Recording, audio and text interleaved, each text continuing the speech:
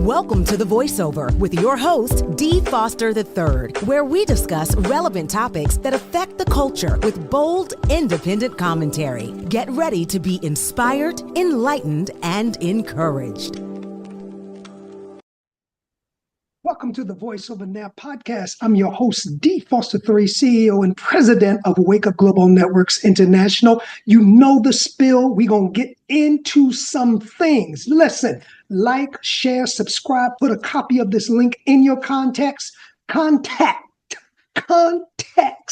You don't want to miss this. I want to say on behalf of Wake Up Global Networks and myself, I'm wishing you and your family a wonderful, wonderful, wonderful Thanksgiving. If you're seeing this after Thanksgiving, I hope you had an enjoyable, wonderful, wonderful time. I want to say shout out to WPB Media owner, April J. and her mom, Pastor Mabel Hall, and her whole entire family. We wish you a very happy Thanksgiving weekend. Thank you so much for giving us a platform for our voice to be heard. Also want to shout out Prophetess Kiara Riley and her family and Sean, and want to wish you a happy Thanksgiving, you and your family, and to all of those who are connected to Wake Up Global Networks and just our viewers, wherever you are, happy Thanksgiving. You know, we have a lot to be thankful for. I want you to like, I want you to subscribe, I want you to share. Listen, before we get into the context and the content of this podcast, I want to remind you that if you have not been, go to the website,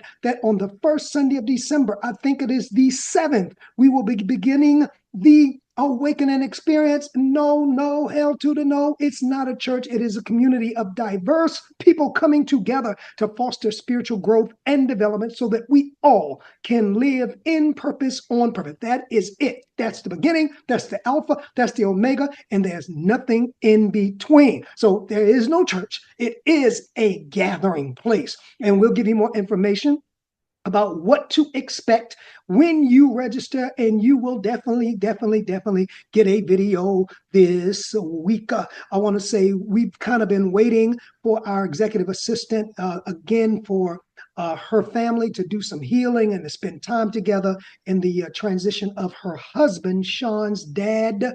And when you put people before programs, that's one of the things where church goes wrong, well, businesses go wrong, period.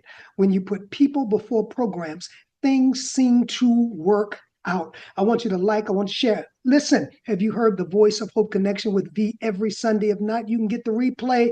Listen, with all the negative energy that's out there, with all the negative vibrations, listen, there's a place you can go every single Sunday, every single week, and even listen to it at the replay in the middle of the week. The Voice of Hope Connection with V right here on WPBMediaNetworks.com and on Wake Up Global Media. All right, let me see. Is there anything else that I want to say before we get started? I want you to like. I'm waiting for you to share this. I want to say thank you. I didn't know so many of you were interested in my story. And if you want to know more, I'm dealing with my detailed walk through Katrina on my Patreon. If you want to subscribe to Patreon, you can go to my website, www.wakeupglobalnetworks.com, or you can follow me on social media, IG. There's a link in my bio, DJ Change 111. DJ Change 111. There's a link in my bio where you can click it and be a part of the lit Patreon, where we get into detail concerning a lot of things that I don't put on regular YouTube because it's censored, etc. And then I talk things, and I know if people subscribe, you really want to hear what I have to say. So I put that on Patreon. When church goes wrong, part number 8. Wow. We started with Mahogany way down in Houston, Texas. Then we moved north way up in DC to Metropolitan. And now we're further north, right? Further north with Dee Foster III and Bread of Life. And I started telling you the story, and I love this. I don't have to recant the story every week. You can go back and watch the previous video. So I don't have time and plus I don't have the patience, can I be honest with y'all, to recant the story, especially with now technology streaming. I mean, when it wasn't streaming and, you come to church, people didn't come to church every Sunday and you didn't record. You had to go back and repeat if you're doing a series, what you did last week. And it took half of the time. Now I say, go back and watch last week if you want to catch up, or as they say, as YouTubers say, I would advise you before you watch this video, go back and watch my last video. Isn't that what they say? Isn't that what they say? Like, share, subscribe, and follow.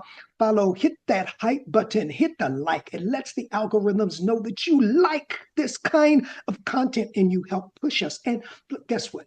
Plus, we don't take an offering, and it also supports the channel. That's right. It supports the channel. So make sure you hit that like button. But make sure you subscribe, because when church goes wrong, part number 8, when ambition triumphs the mission. Now, I want to say this. For anybody who is a mentor, sees me as a mentor, sees me as an advisor, sees me as a spiritual dad, whatever you see, I'm going to confess, I do not lead by being full of knowledge. That is not my style of leadership. There are some people, they can, like Pastor Mike Murdoch, can sit down and throw out principles and what you ought to do and what you ought to, and if you do this, and that's his gifting. And he mentors and he leads wonderfully. And it works, right? Just give me an example. Well, they would have it that my style of mentorship comes out of the basket of my many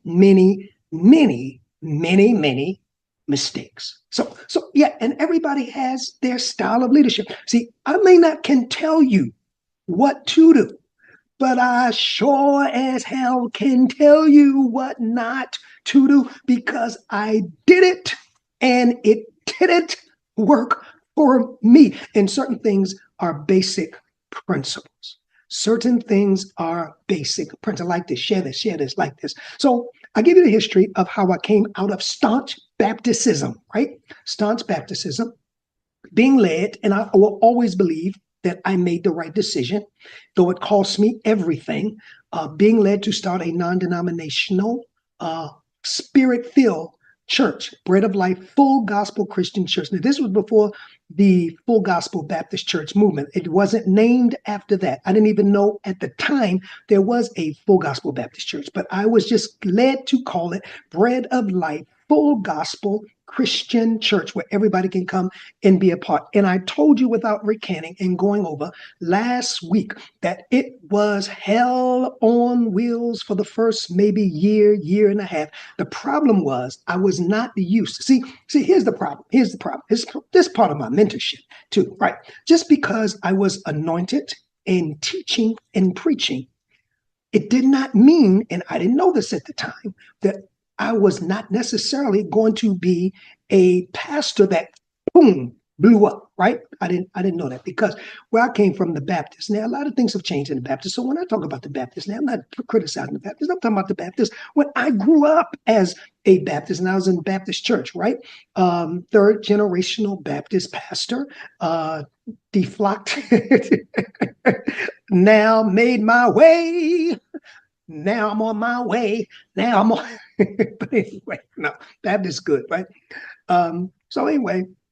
So what I didn't know at that time, and a lot of people don't know it, and I've seen them make the same mistake, that just because you are anointed to preach and teach and people respond, doesn't mean you are anointed to pastor. Now, that's in my mentoring session. I'm not going to get into the difference there, but there's a big difference between preaching, teaching, and pastoring.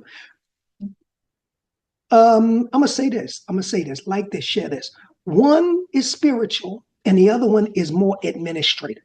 And I went into this without the administrative gifts because, again, like I told you last week, nobody trained you. Nobody trained me because I was anointed. I could preach. I could teach. People would respond. And therefore, it was assumed, because in the Baptist church, you were either a pastor or you were nothing. I mean, now we have the fivefold. I didn't know anything about Ephesians, the fivefold, chapter number 4, the fivefold ministry gifts. I would have known then. I'm more of a teacher and not trying to brag on anything, but it's been said publicly by others, apostolic gift, a father, a mentor. That's more my gift than pastor. I can pastor. I learned to pastor, but I understand that my main gift is that apostolic gift. Like, I'm good. Let me tell y'all something. I'm good at getting it started. I can get it started. I can get it started. That's the apostle. I can blaze the trail. I can do the work. I can get the vision. And bam, I need to put somebody in it because I'm not anointed to carry it, right? I'm anointed. You got to know this. I'm going somewhere. You got to know this. And see, one of the things that I've always tried to be is honest. I've tried to avoid self-deception, right? I'm not deceived on who I am. Like I said, I never pastored in that first year we never had more than 25 members. Now, I've always had quality people, givers. Money wasn't the issue when I first started. It was administration. It was growth. It was knowing how to foster growth. Because again, because I deflected from my traditional upbringing, there was nobody to help me. Everybody abandoned me. And this is where I left off last week. Share this, share this, share this. You know it's good. You know you want to know all this information. And we've been wanting to know where he came. This is it, right? But this church goes wrong, and I'm building my case because I told you I wanted to always be an attorney. So no one helped me. So it's interesting. I was thinking about this getting ready for the show today. The difficulties flipped mid-ministry. In the beginning, it was a people problem and not a money problem. It was a organizational problem and not a, money problem. Midway, and I'll show you when it flipped and why it flipped, and it's my fault it flipped. It became not a administrative problem because I learned the administration of pastoring by this time, but it was a money problem. And pretty much because of my preconceived notions of what I would do if I was a pastor, my ambition really trumped the mission. Now I'm getting ahead of myself. Share this, share this, share this. Come on. You heard it from the horse's mouth. You heard it from me. You get it all straight from me. So,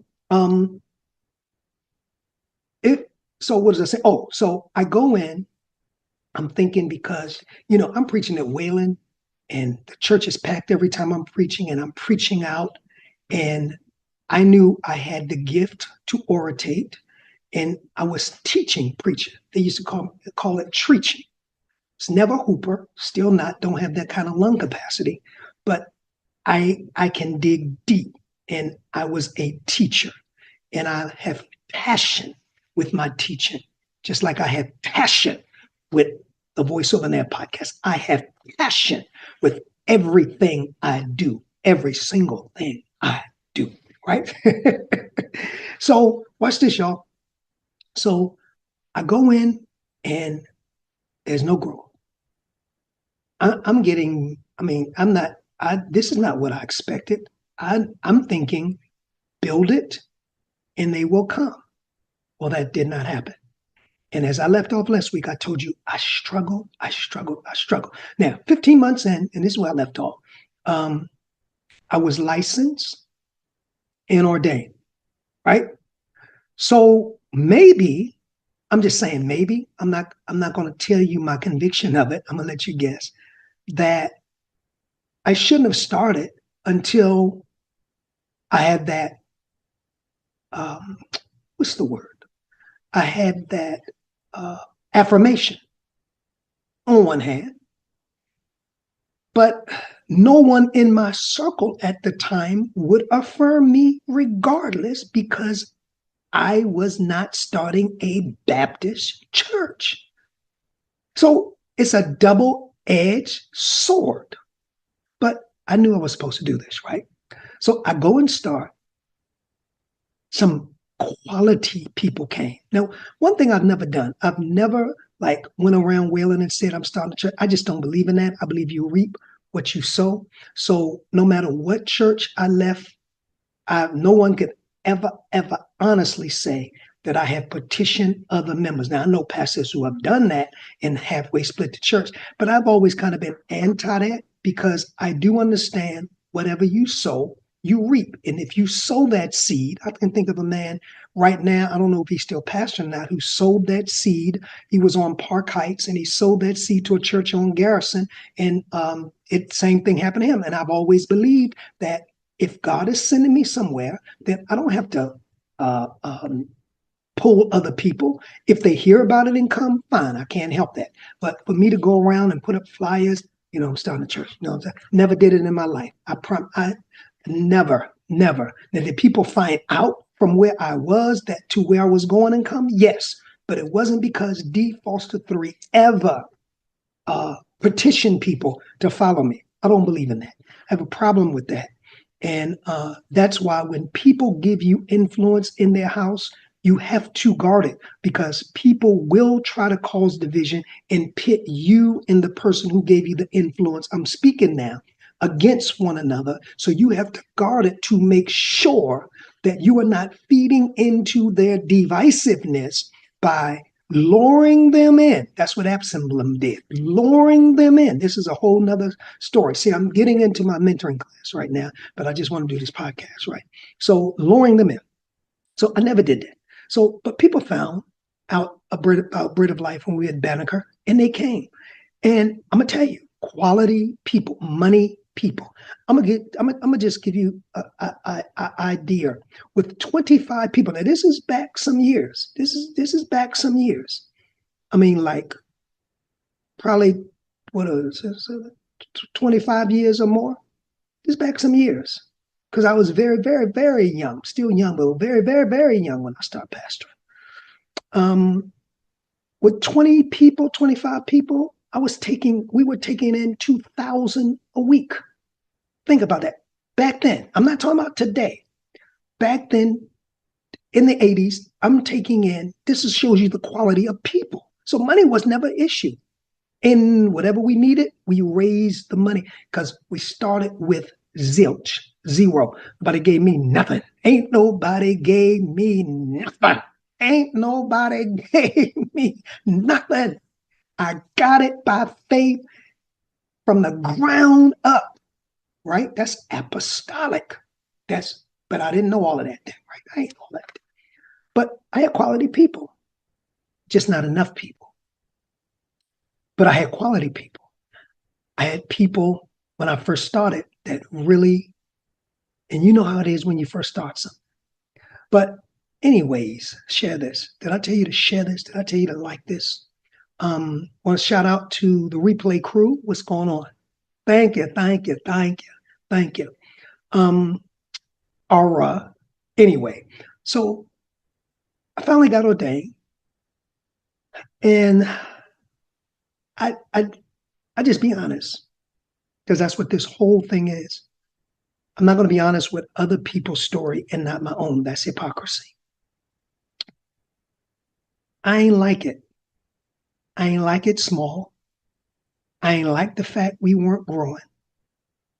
But if it makes sense, I had a strong church. They were committed. If I would preach out, they were there. They ushered. We had the Levitical ministry in Banneker. We had to set up and tear down. Y'all know, some of y'all know about that.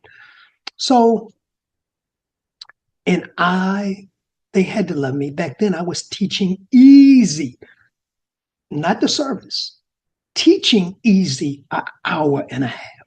Nobody told me no different. Ain't nobody tell me nothing. Wouldn't work today though, right? No. So things begin to turn. I began to hook up with Word of Faith just by being invited out and people hearing about me and me going to Delaware and Philadelphia and just places. People, and I thank God for that and the offset of my small ministry. I didn't like it was small. Wasn't used to anything small. I didn't expect it to remain small. I didn't despise the days of small beginnings, but the endings shouldn't be small. But I never concurred the kind of growth that I would have liked. I wasn't trying to be 2 or 3,000, but I thought I did. In case former members are listening, I won't say this next thing, and I appreciate the commitment of the crowd that I had, and we'll get to that because that's where church goes wrong. So things began to turn about 15 months. There is a building in Baltimore on Baltimore National Pike. I think now, and it's been that since we were there, it was a repair shop. It's for those of you who are local, what is the address? I can't even think of the address right now. All I know is my Park Heights address. 5242. But this was on Baltimore National Pike. Remember where the old International House of Pancakes was? It's next to the Burger King, right next to Chick-fil-A off of Ingleside. But if you're going toward the city, on the right-hand side where the Walgreens is, if you go up, there's a McDonald's. But right next door to the McDonald's, there's like I think it's a window repair shop now. But we moved there. That was our first building, right, from Banneker. We moved there. We had the money to put up, and guess what we did?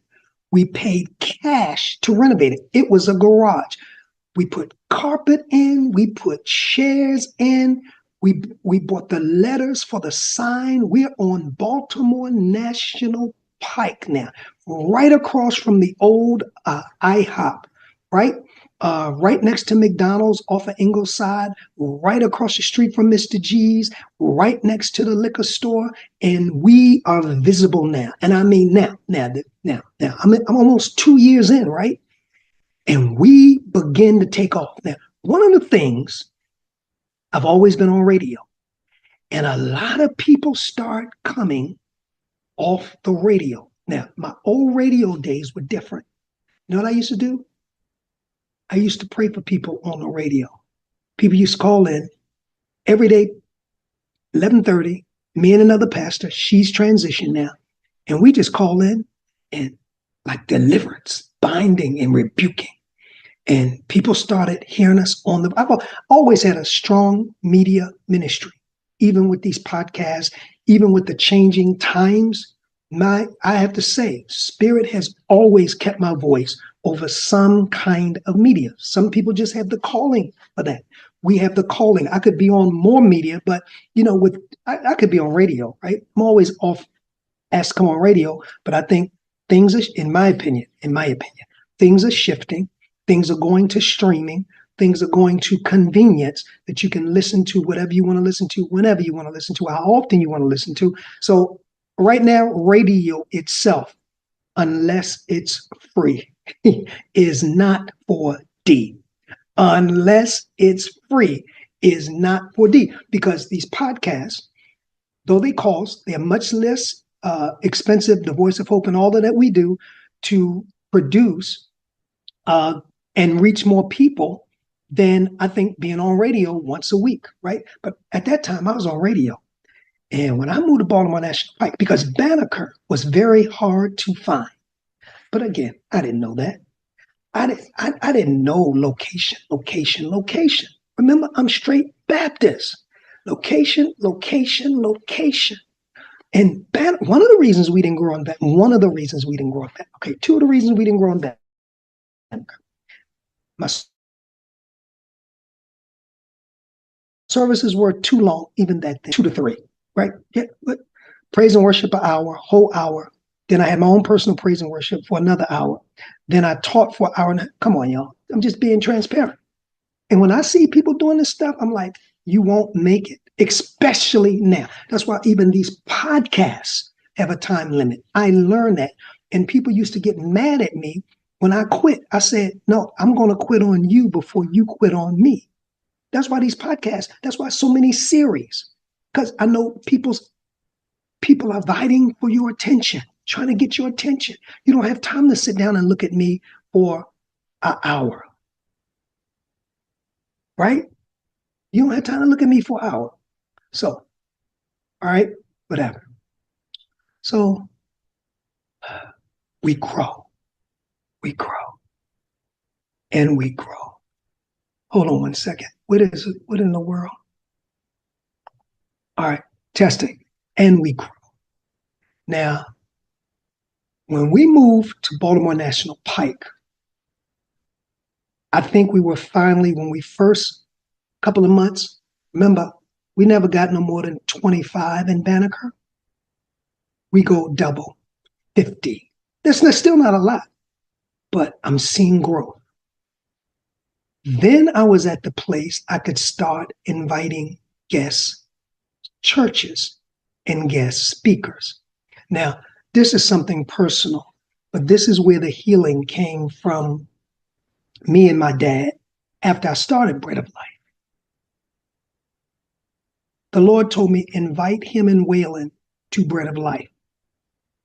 Now, I'm not going to go into the whole history. He came, I never forget what the gospel course, he preached, and that's where the healing began after our relationship was severed. When I deflocked as a Baptist and started Bread of Life. So anyway, the healing began, and we started to grow, and churches started to come in, but more or less speakers. And I started having 3-day meetings. And so Bread of Life was, now one thing people knew about Bread of Life, never had nearly the best choirs, never had nearly the best, all the antics to go. But one thing that I believe was the bread basket of Bread of Life, and why most people came anyway, they knew they were going to be taught. They knew, yes, I'm saying it. One thing about it, they knew you could out-sing us, you could out-shout us, you could out-hoop us, but we were contenders when it came to teaching the word. And I don't think anybody will deny it, because people always say it, right? So we weren't a music church. We weren't a shouting church. We were a word teaching church. And based upon that, people came. And then people came.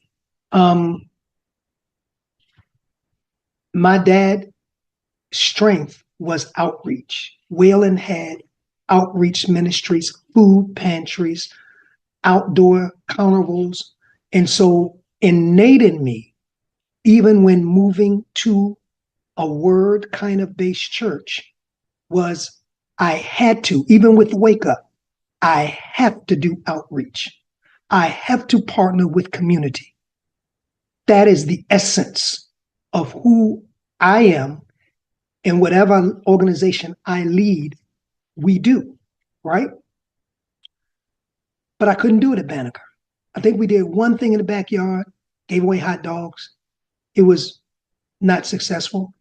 And on Baltimore National Pike, because of the way it was designed, now moving into the meat of this, the way it was designed, we had no space.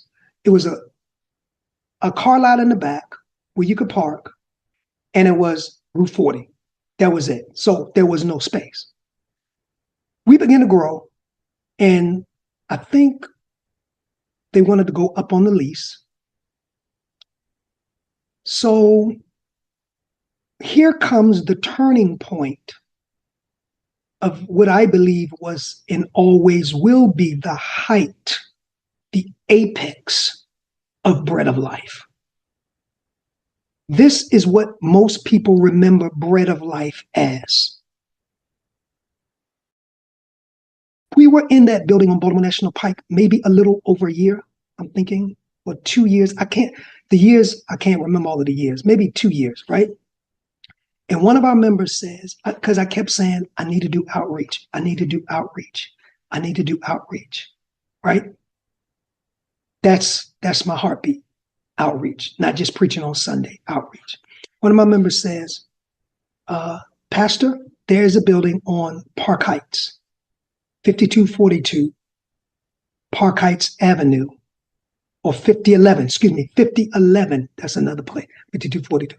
5011 Park Heights Avenue. It was right across the street from Stop Shop and Save, it was on Park Heights and almost Belvedere. It used to be the big hardware store next to the library on Garrison. Is monstrous. She said, I'm going to find out who owns it and see if it's any possibility we can lease it. Now, we were right in the middle of where my heartbeat was. Inner city neighborhood. Now, that's going to come back and be very important because the script flips down the road. And this is where I veer off, right? I mean, so as the Lord would have it, it worked out. Now, again, because I've always had quality people, givers, we paid cash for it needed to be remodeled. It was a big, I forget all the square feet. I've never been good at the square feet. It was a big warehouse type situation, right? And it had to be, so the owner wanted it so he could sublease it. So we in part of it, another business in part of it. So we had to pay for the firewalls. We had to pay for all of the reconstruction of it. And we came up with the money. We came up with the money. So we are in the heart, right on the bus stop too, man. 5011 Park Heights Avenue. I'm still on the radio. Guest speakers are really coming in. Now I'm connecting to the community. There's a lot of churches in that area. So we got a little hateration when we moved in. One man told me, maybe that's why I keep saying that address, that I didn't get his permission to move. And I'm like, sir, who died and left you God? I mean, that's the kind of shiggity that I went through. That's the kind of stuff, right? But because we went there, we were a couple of blocks down. You weren't paying none of my bills. And we grew. And we grew. And I just remember whatever we needed, we had the money. See, money was not the issue in the first 10 years. And I will tell you why that changed next time. Don't forget, like this, share this, follow us. I'm D Foster 3. Don't forget, go to the website. On the 7th, we begin the Awakening Experience. I'm excited. I want to thank all of those of you who have inquired about it. www.wakeupglobalnetworks.com. Till the next show, this is D Foster 3. Hope you're enjoying this. I really hope you're enjoying this. I hope you're learning from it. And I know there's a little bit of entertainment. Till the next show, this is D Foster 3 reminding you, you got a voice. Keep lifting it. Peace. Thank you for being a part of The Voiceover. Please follow us on all of our social media platforms to stay connected to our upcoming shows and guests. Instagram at The Voiceover Radio. Twitter at DPropheticI. That's the letter D, prophetic, EYE. If this show has enriched you in any way, please share The Voiceover among your circle. Until next time, keep allowing your voice to be heard.